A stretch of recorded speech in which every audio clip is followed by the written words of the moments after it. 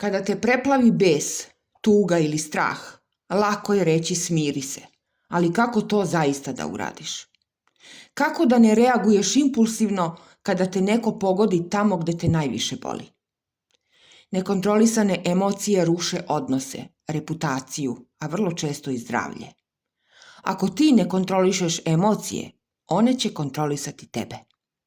U ovom videu naučit ćeš konkretne korake koji će ti pomoći da umjesto reakcije izabereš snagu. Ako osjećaš da se prečesto vodiš emocijama, ovaj video je za tebe. Korak broj 1. Primijeti prvi talas, ali ne skači u njega.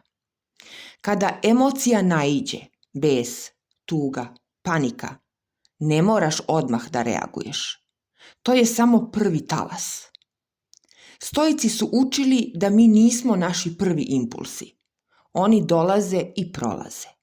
Pravi izbor dolazi posle tog prvog talasa. Sljedeći put kada te neko uvredi, ne moraš da uzvratiš.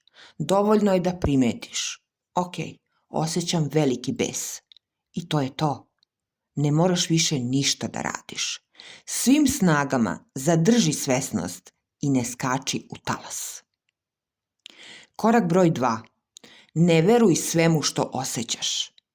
Emocije su informacije, ali nisu istina. Samo zato što se osjećaš odbačeno, ne znači da to stvarno jesi. Samo zato što te je uhvatio strah, ne znači da je opasnost stvarna. Stoici su vežbali da naprave razliku između onoga što se dešava i onoga što misle o tome. I ti možeš da uradiš isto.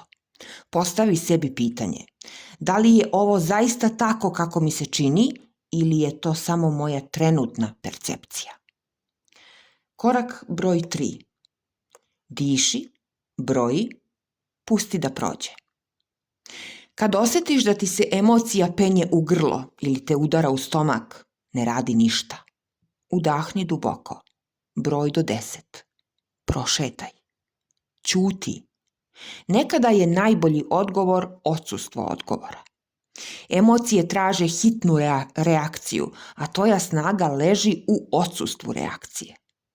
Nauči da ne odgovaraš dok si obuzet emocijama. To je prava snaga i prava kontrola. Korak broj 4.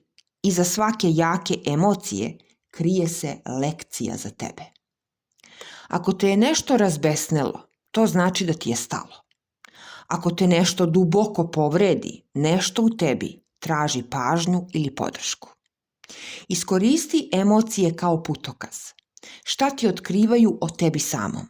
Koje tvoje granice nisu poštovane? Koji deo tebe želi potvrdu? Nemoj da bežiš od njih ili da ih gušiš. Saslušaj ih, ali im ne veruj. Korak broj 5. Vežbaj svakodnevna mala odlaganja i kontrolu. Kontrola emocija nije dar, to je vežba. Kao što jačaš mišiće, tako vežbaš da kontrolišeš emocije. Počni od sitnica. Na primjer, kada te nešto iznervira, pre nego što reaguješ, kaži sebi: sačekat ću 5 minuta. Ili, kada osjetiš potrebu da uvrediš nekoga ili uputiš ironičan komentar, uradi suprotno, ne reci ništa. U tim malim odlaganjima i kontroli rađa se tvoja stabilnost. Korak broj 6. Osvesti svoj unutrašnji dijalog. Kako razgovaraš sa sobom kada si ljut, tužan ili povređen?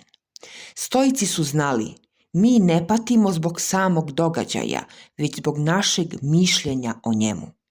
Tvoj unutrašnji glas je važan jer može da te umiri, ali može i da napravi katastrofu. Nauči da sa sobom komuniciraš mudro. Umjesto ovo je užas, reci sebi, mogu da podnesem ovo. Korak 7. Razlikuj štetu od uvrede. Epiktet kaže, niko te ne može uvrediti bez tvoje saglasnosti. Ako ti neko nešto kaže, to je njegov čin. Tvoje osjećanje dolazi iz tvog tumačenja tog njegovog čina. Nemoj da poklanjaš svoje unutrašnje stanje svakome ko zna da ti pronađe slabu tačku. Ako odlučiš da ne reaguješ, zadržavaš moć. Korak broj 8. Fokusiraj se na ono što možeš da kontrolišeš. Većina emocija koje nas nokautiraju dolazi iz želje da kontrolišemo ono što ne možemo. Ponašanje, postupke i emocije drugih, prošlost, budućnost. Zapamti da ti imaš moć samo nad svojim mislima, svojim emocijama i svojim postupcima. Kada shvatiš to, emocije se same povlače i počinju da slabe. Korak broj 9. Od emocija se ne beži, njima se upravlja. Ti nisi i ne treba da budeš robot. Osjećanja su deo tvoje ličnosti. Potrudi se da ne budeš njihova žrtva, već njihov vođa. Vođa ne poriče emocije, on ih prepoznaje, preusmerava i koristi. To je tvoj zadatak. Gledaj ih u oči i odluči da li vodiš ili puštaš da te vode. Kontrola emocija ne znači da se trudiš da se ponašaš kao da emocije nemaš. To znači da si naučio da izabereš kako ćeš da se ponašaš, čak i onda kada si preplavljen emocijama. Stoici nas uče, unutrašnji mir ne dolazi kada se sve smiri, već kada naučiš da ostaneš miran uprkos svemu. I zapamti, jačina čoveka se ne meri time koliko ne osjeća, već koliko mudro upravlja onim što osjeća. Ako ti je video bio koristan, podeli ga sa drugima i na svojim društvenim mrežama.